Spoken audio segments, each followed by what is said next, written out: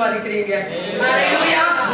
கர்த்தர் நமக்கு விடுதலையை கர்த்தர் கொடுத்த நல்ல நாள். ஹல்லேலூயா.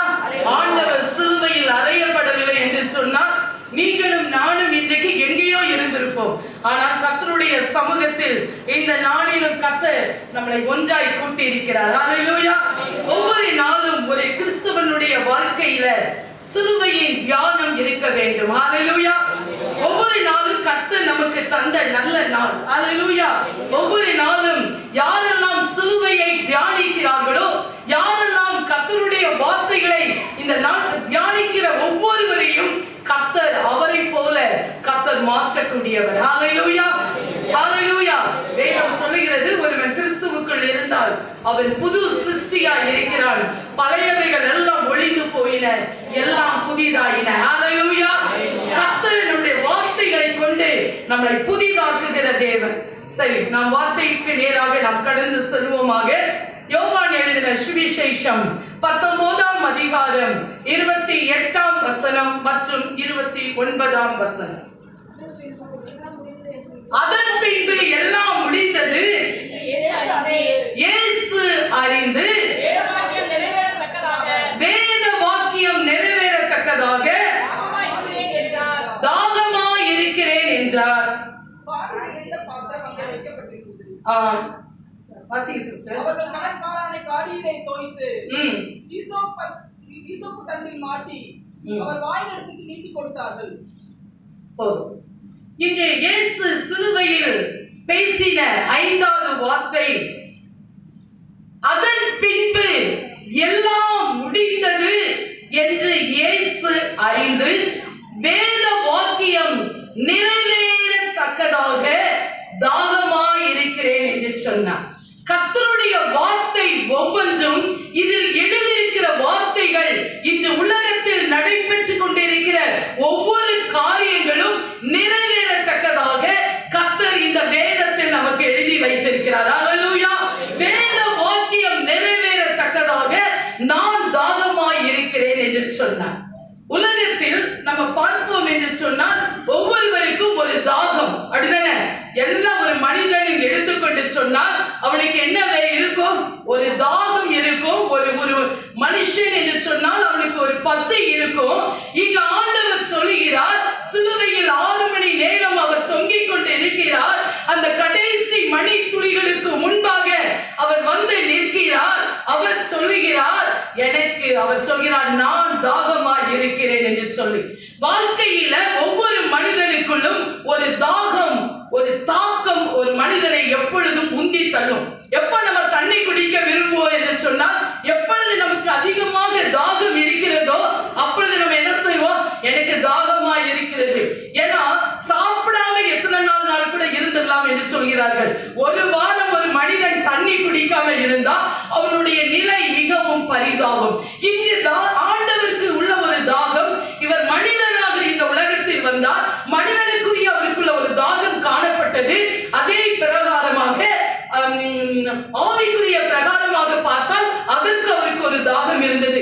2 வித தாகங்களை பார்க்கலாம். நாம் எப்படி நடந்து செல்லும் பொழுதோ, வெகு பிரயாணம் பண்ணும் பொழுதோ நமக்கு எப்படி தாகம் இருந்ததோ, அதே போல இயேசு சிலுவையில் அறையப்படுவதற்கு முதல் நாள் அவர் என்ன செய்யப்பட்டார்?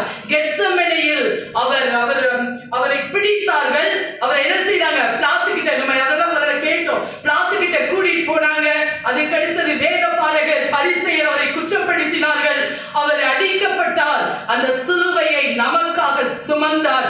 கடைசியில் அவர் அந்த கொல்கதா மலையில அவர் சிலுவையில் ரோமர்களுடைய அந்த பயங்கரமான அந்த தண்டனை, மரண தண்டனை, அன்றைக்கு கொடுக்கப்பட்ட ஒரு தண்டனை, சிலுவையின் மரணம், சாபம், அந்த சாபமான மரணத்தை அவர் ஏற்றுக்கொண்டார். அந்த சிலுவையில் அவர் தொங்கினார். அப்படி அவருக்கு தொங்கும் பொழுது அவருக்கு ஒரு தாகம் வந்தது. அதற்கு காரணம் அவருக்கும் இயேசுவுக்கும் உள்ள பிளவினால அவருக்கு அந்த தாகம் ஏற்பட்டது. ஹல்லேலூயா, ஹல்லேலூயா. நமக்குள்ள ஒரு தாகம், மனித பிரகாரமாக அவருக்கு வந்த ஒரு தாகம், அதே போல ஆவிக்குரிய பிரகாரமாக அவருக்கு ஒரு தாகம் வந்தது. இங்கே சொல்லப்பட்டிருக்கிறது, வேத வாக்கியங்கள் நிறைவேறத்தக்கதாக. எடுத்து வாசிக்கலாம். சங்கீதம் 22 நாம் பார்க்கும் பொழுது சங்கீதமாக சொல்லப்படுகிறது. சங்கீதம் 22:14-15. தண்ணீரை போல ஊற்றுண்டேன், தண்ணீரை போல ஊற்றுண்டேன், என் எலும்புகள் எல்லாம் கட்டுவிட்டது, என் எலும்புகள் எல்லாம் கட்டுவிட்டது, மெழுகு போலாகி, என் இருதயம் மெழுகு போலாகி, குடல்களின் நடுவே உருகிற்று, குடல்களின் நடுவே உருவிற்று, என் விரல் ஓட்டை போல காய்ந்தது, என் பலன் ஓட்டை போல் காய்ந்தது, என் நாவு மேல் வாயோட ஒட்டி கொண்டது, என் நாவு மேல் வாயோடு ஒட்டி கொண்டது, என்னை மரண தூளிலே போடுகிறேன். இதான் வேத வாக்கியம். ஹல்லேலூயா. ஆண்டவர் 2000 வருடங்களுக்கு முன்பாகவே தாவீதின் மூலமாக அந்த சங்கீதம் எழுதப்பட்டு இருக்கிறது. என்ன சொல்லப்பட்டு இருக்கிறது? என் பலன், என் எலும்பு, என் இருதயம் எல்லாம் மெழுகு போல உருகிச்சான். ஆண்டவருக்கும் அவருக்கும் இல்ல அந்த தொடர்பு அறுக்கப்படுகின்ற அந்த நிலையில அவருடைய இருதயம் தாகத்தினால அந்த இருதயம் என்ன செய்துதான் மெழுகு போல உருகிட்டு. அடுத்தது அவர் நாவு மேல்வாயோடு என்ன செஞ்சதுதான் ஒட்டி கொண்டது. நீங்க பாருங்கள, ரொம்ப தாகம் இருக்கு அப்படின்னா உடனே நீங்க அதை பாருங்க, நம்ம வாய் என்ன செய்யும், உதடுகள் என்ன செய்யும், ஒட்டி கொள்ளும். ஹல்லேலூயா. ஒட்டி கொள்ளும். காரணம் அதுக்கு உள்ள இருக்கிற தாகம். இயேசு கடைசி சொட்டு ரத்தம் வரை வேதத்துல சொல்லப்பட்டு இருக்கிறது, ரத்தமும் தண்ணீரும் அப்படின்னு சொல்லப்பட்டு இருக்கிறது. கடைசி சொட்டு ரத்தம் வரை நமக்காக அவர் சிந்தினார். அதனால் அவருக்கு ஒரு பெரிய தாகம் உண்டாயிற்று. ஆனாலும் வேதம் சொல்லுகிறது, சங்கீதம் 69:21 அந்த தாகத்துக்கு அவருக்கு என்ன குடிக்க கொடுத்தார்கள்? காடியை குடிக்க கொடுத்தார்கள் என்று சொல்லப்பட்டு இருக்கிறது. மத்தேயு 27:34, மார்க் 15:23 பார்த்தீங்கன்னு சொன்னா கசப்பு கலந்த காடியை அவருக்கு குடிக்க கொடுத்தார்கள். அதை அவர் ருசித்து அவர் குடிக்க அவர் என்ன செய்யாதிருந்தார்? மனதில்லாதிருந்தார். அடுத்தபடியாக வெள்ளை போலம் கலந்த திராட்சை ரசத்தை அவருக்கு குடிக்க கொடுத்தார்கள். அவரோ அதை ஏற்றுக்கொள்ளவில்லை என்று சொல்லப்பட்டு இருக்கிறது. அவருக்குள்ள ஒரு தாகம், ஆனாலும் அவர் அதை என்ன செய்யல, அவர் அதை ஏற்றுக்கொள்ளவில்லை. சிலுவையின் மரணத்தில் அவனுக்கு அந்த மரணத்தில் அந்த சிலுவையில் அறையப்பட்ட அந்த வலி தெரியாமல் இருப்பதற்காக தான் அந்த கலப்பு கலந்த அந்த திராட்சை ரசத்தை குடிக்க கொடுப்பாங்களாம். இப்ப முன்னாலதான் பாத்தீங்கன்னா குளோரோஃபார்ம், அப்படிதானே?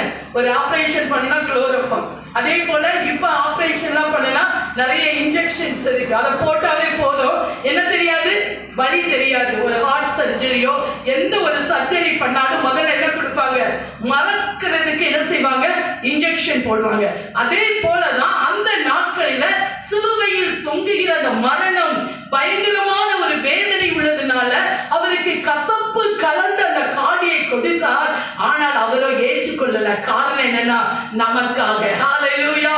நாம் துக்கங்களை, நாம் பாடுகளை நாம் சகிக்க கூடாதபடி நம்ம பாவம் செஞ்சு இந்த நாட்கள்ல இருக்கோம். ஆனா அவர் பாவம் இல்லாதவர், நமக்காக அந்த சாபமாக அவர் அந்த அவ்வளவு வேதனையும் அவர் ஏற்றுக்கொண்டு அந்த காடியை அவர் குடிக்க மனதில்லாதபடி அவர் வேண்டாம் என்று சொல்லிவிட்டார். ஹல்லேலூயா. என் அருமை தேவனுடைய பிள்ளைகளே, கர்த்தர் காரணம் என்ன என்று சொன்னார்? அவர் பிதாவின் சித்தத்தை, தேவனுடைய வாக்கியத்தை நிறைவேறத்தக்கதாக அவர் சிலுவையில் சொன்ன ஒவ்வொரு வார்த்தைகளும் நிறைவேறிற்று. ஹல்லேலூயா. ஹல்லேலூயா. ஏசாயா 53:10 நம்ம பார்க்கும் பொழுது, கர்த்தரோ அவரை நொறுக்க சித்தமாகி அவரை பாடுகளுக்கு உட்படுத்தினார் என்று வேதம் சொல்கிறது. காரணம் என்னன்னா, அவருடைய ஆத்துமா குற்ற நிவாரண பலியாக ஒப்பு கொடுக்கப்படும் பொழுது அவர் தமது சந்ததியை கண்டு, எந்த சந்ததி? ரட்சிக்கப்பட வேண்டும் என்று கைத்தட்டோம். ஹல்லேலூயா. நாம் ரட்சிக்கப்பட வேண்டும் என்று சொல்லி அவர் அந்த தாகத்தை அவர் என்ன சொன்னாரு? நான் இந்த காடியை குடிக்க மாட்டேன், நான் இந்த கசப்பு நான் எடுத்துக்கொள்கிறேன், இந்த வேதனையை நான் சகித்துக் கொள்கிறேன் என்று சொல்லி அவர் ஆண்டவராகிய தேவன் அவருடைய பிதாவின் சித்தத்தை, வேத வாக்கியங்கள் நிறைவேற தன்னை அவர் சிலுவையில் ஒப்புக் கொடுத்தார். இன்றைக்கு கர்த்தருடைய பிள்ளைகளாகிய நாமும் தேவனுடைய சித்தத்தை நிறைவேற்றுவதற்கு நாம் நம்மை எப்படி ஒப்புக் கொடுக்கிறோம்? ஹல்லேலூயா. ஹல்லேலூயா. சில காரியங்களை நாம் பார்க்கலாம். ஆண்டவருக்குள்ள ஒரு தாகம் இருந்தது என்று சொல்லி பார்க்கிறோம். வேதத்தில் அநேக 57 முறை தாகம் என்ற வார்த்தை இருக்கிறது.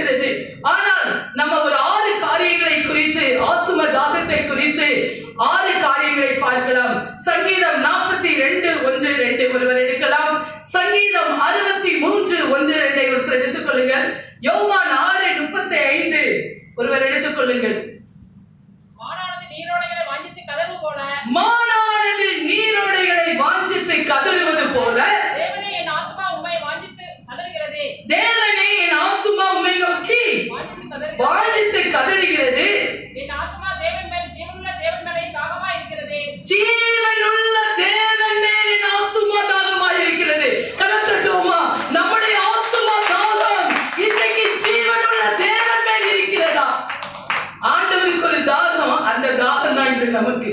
எப்படி இயேசுவுக்கு பிதாவின் சித்தத்தை செய்து முடிக்க ஒரு தாகம் இருந்ததோ, அதே போல கர்த்தராகிய இயேசு கிறிஸ்துவே அவருடைய இரத்தத்தினால பரிசுத்தமாக்கப்பட்ட ஒவ்வொருவருக்கும் இந்த தாகங்கள் இருக்கணும். எப்படி? கால வேளையில மானானது நீரோடைய வாஞ்சித்து கதறுவது போல நம்முடைய ஆத்துமா ஜீவனுள்ள தேவனை நோக்கி வாஞ்சித்து கதறணும். ஹல்லேலூயா, ஹல்லேலூயா. நமக்குள்ள இப்படிப்பட்ட தாகம் இருக்கிறதா?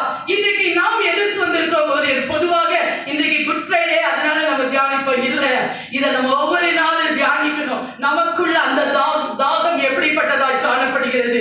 சங்கீதம் 63:1, தேவனே நீர் என்னுடைய தேவன், அதிகாலையிலே உம்மை தேடுகிறேன், வறண்டதும் விடாய்த்ததும் தண்ணீர் அற்றதுமான நிலத்திலே என் ஆத்துமா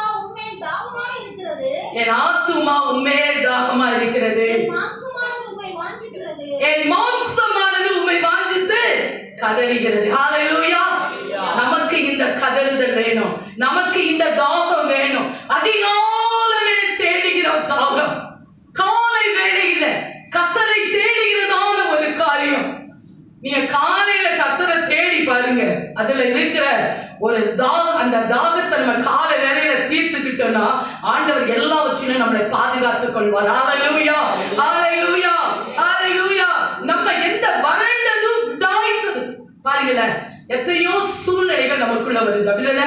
வறண்டு போன காரியங்கள், செழிப்பற்ற காரியங்கள், நமக்குள்ள சந்தோஷத்தை கொடுக்காத, நமக்கு அநேக வருத்தத்தின் சூழ்நிலைகள் எல்லாவற்றிலும் வரும் பொழுது தங்கீதக்காரன் சொல்கிறாரு, என் ஆத்துமா என்ன செய்ததான்? அதிகாலையில் உம்மை தேடுது. ஹல்லேலூயா.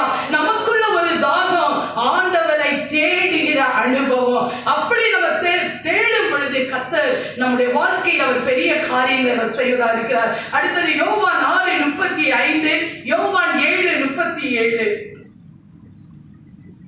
யோவான் 6, என்னிடத்தில் விசுவாசமாய் இருக்கிறவன் ஒரு காலமும் அவன் தாகம் அடையான் என்று சொல்லப்பட்டிருக்கு. இயேசு அவரை நோக்கி, ஜீவ அப்பம் நானே, என்னிடத்தில் வருகிறவன் ஒரு காலம் பசியடையான், என்னிடத்தில் வருகிறவன் ஒரு காலம் பசியடையான், என்னிடத்தில் விசுவாசமாய் இருக்கிறவன் ஒரு காலம் தாகமடையான், என்னிடத்தில் விசுவாசமாய் இருக்கிறவன் ஒரு காலமும் தாகமடையான். ஹல்லேலூயா. நமக்கு ஒரு தாகம் வந்ததுன்னா எதுலன்னா ஆண்டவர் மேல நம்ம வைக்கிற விசுவாசம். ஹல்லேலூயா. கர்த்தருடைய பிள்ளைகளுக்கு ஒரு தாகம் எதுல இருக்குன்னா விசுவாசம்.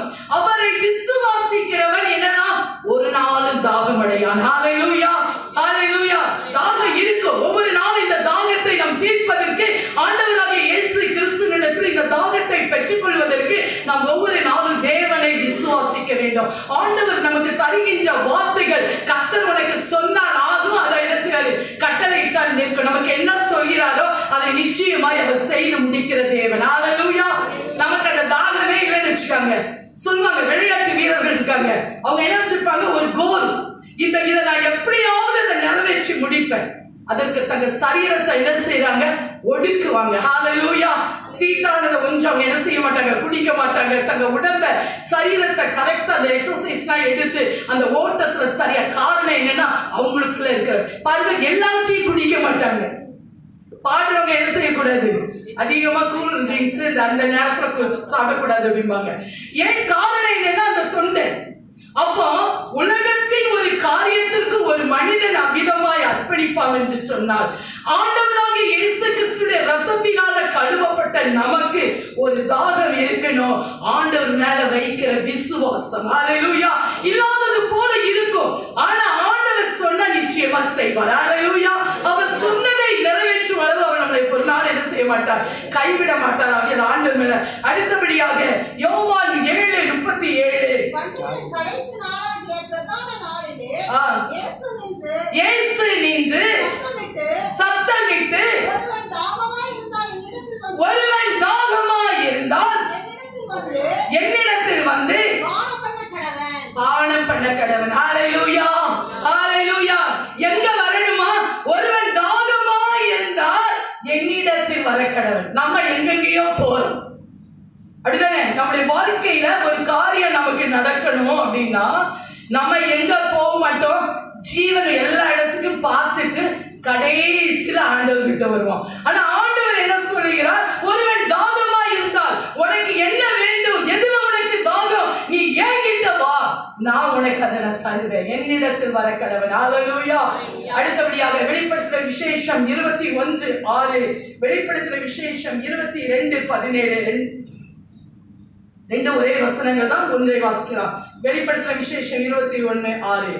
அன்றியும் அவர் என்னை நோக்கி ஆயிற்று நான் அல்பாவும் ஒமேகாவும் ஆதியும் அந்தவுமாய் இருக்கிறேன்.